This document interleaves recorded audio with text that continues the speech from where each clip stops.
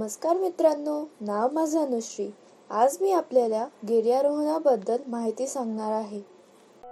गिर्यारोहण म्हणजे ट्रेकिंग अथवा भ्रमंती, दुर्ग भ्रमंती, निसर्ग भ्रमण। गेल्या काही दशकात भारतात, विशेष महाराष्ट्रात ट्रेकिंगने जोर धरलेला आहे। गिर्यारोहण पर्वतावर चढण्याचे शास्त्र किंवा कलाच आहे।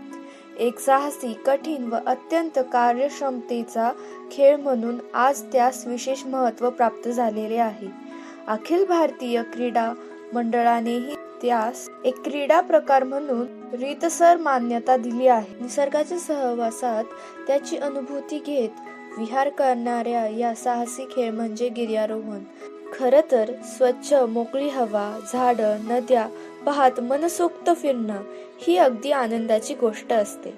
गिर्यारोहणामुळे वेगवेगळ्या प्रकारचे दगड, झाडे, वेली, पक्षी, नद्या, मातीचे प्रकार, एक नवीनच दुनिया तुमच्या समोर उभी राहते।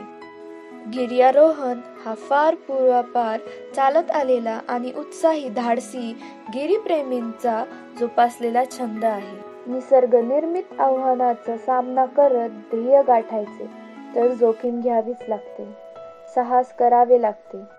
गिर्यारोहणात जोखीम असते, पण ही जोखीम, साहस हे वेडे साहस नसते, तर निसर्गाच्या आव्हानातील धोके व त्यावर मात करण्यासाठी लागणारी आपली क्षमता याचा विचार करून मोजून मापून घेतली जोखीम असते।